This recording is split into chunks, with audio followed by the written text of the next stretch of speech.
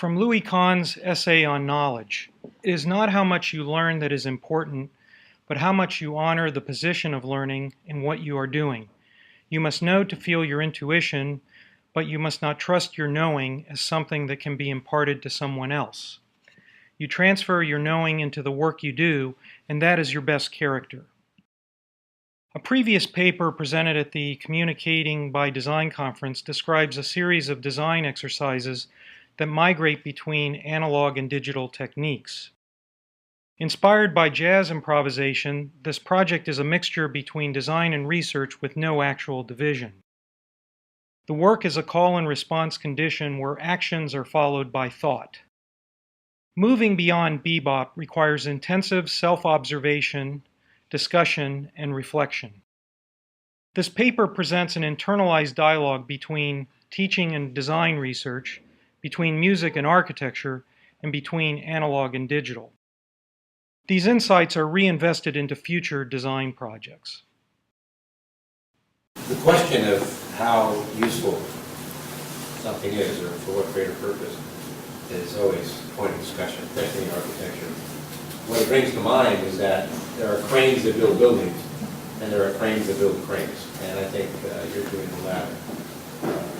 I think that pure research that you're doing is essential to creativity generally, to the profession. Improvisation is at the heart of creativity. The deep, intense moment of observation is critical for decision-making, requiring a higher level of consciousness. I must develop an accurate eye for when and where to make specific improvisational shifts. This process is sensitive to the internal logic of a system. I make decisions on the strength of sophisticated intuition. The process starts with the emotional, but must be taken through stages of refinement and development. I must move at a speed where my hand intelligence is close to my head intelligence. Rapid iteration builds dexterity and technique. I don't want to invest too much time in a single precious idea. By generating multiple iterations, I select and combine different ideas. To refine decision-making, I must practice, make mistakes, and reflect on the results. Thus, developing an idea is a process of discovery. It is important to critically discuss the design research in relation to teaching because most of the ideas and methods originally came out of teaching. I have taught design studios involving jazz music 20 times, spanning a 25-year period, both in undergraduate and graduate programs at 5 different schools. The 4th-year optional studio I taught in 1998 at the University of Colorado at Boulder produced work that had a significant influence on my Bebop project. The level of improvisation and invention was memorable. I have used the best work produced as exemplars for subsequent jazz studios. In almost every jazz studio, the process begins with an analysis of the underlying structural components of a jazz performance. This is followed by an interpretive analysis involving musical instruments. The analytic phase culminates in a series of drawing improvisations. The procedures and vocabularies discovered act as generators for an architectural project. In fall 1999, I taught the same studio at Roger Williams University. This studio was mostly a disaster, leading to my first serious reevaluation. The students protested that I should work on the assignment myself before they did it. After thinking about it, I decided to work on the exercise as a possible motivator. I presented this work to the students. In response to my gesture, only 1 team out of 5 was willing to suspend their disbelief. In a subsequent teaching evaluation, the dean stated, "The structured method employed required an extensive buy-in among the students. Ultimately, it's the students' work, not your project." A fruitful idea emerged from this. In January 2000, I determined that I should begin my own design project and leave the students out. The Bebop project started without music. Initially, it was entitled Order and Variations on a Theme. Immediately, it was a rational game of constants and variables. An iterative process of improvisation and evolution was developed. It was a cause and effect play between logic and intuition. By 2003, the official title of the project changed to Bebop Spaces.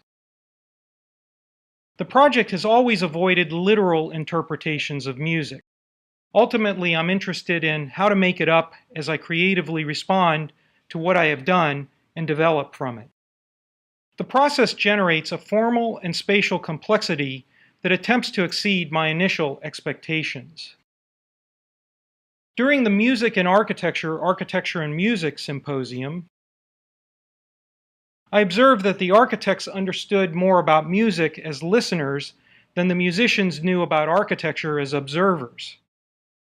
The musicians had a layman's understanding of architecture as a discipline. The architecture was subservient to the music, treated as a container or backdrop. One of the dangers of using music as a generator for architecture, especially in studios, is that it becomes predictably literal as an idea of mimicking the emotions and simplistic motifs of the music. I have experienced numerous shifts between analog and digital cultures. In 1979, I constructed axonometric drawings as an analog for the physical model.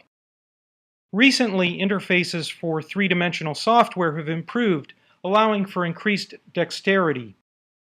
The new interface makes a major difference in my accessibility.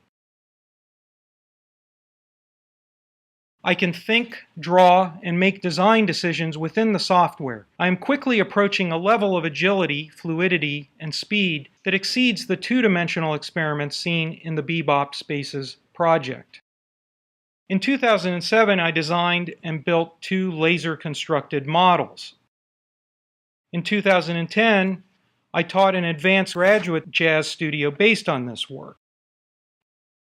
The students produced the work in 2-person teams, which led to forced combinations. In the end, it was agreed that everyone should have produced more laser-cut studies based on singular compositions. So in 2011, the studio worked with a similar process, but we shifted the focus away from any references to jazz and did not have a building program. Students worked individually. This studio constructed a series of complex 3-dimensional improvisations that were among the most inventive spatial structures I had seen in any of my jazz-based studios. The challenge for students to avoid literal preconceptions and take control of their process as a directed form of research has proven difficult. When a jazz studio was successful, it usually meant that there was a unique core of advanced students willing to suspend their disbelief, trust me, trust the process, and trust their own sense of discovery. Buy-in, peer influence, motivation, and critical mass are important, but in addition, you must have critical engagement. I discovered that my teaching exercises are more valuable for my own design project. As a conscious strategy, I have experienced the project through the students as a testing ground. This is a specific way of thinking about the role of drawing, modeling, tools, and techniques in a creative design process. I am building cranes that build cranes. I am currently inventing a new set of projects for the studio. I see opportunities to reapply learned strategies and principles as a direct translation into building in a format that does not involve music. It has become its own music. It's called architectonic assemblages. And I intend to implement it on myself just like I did with the jazz studios.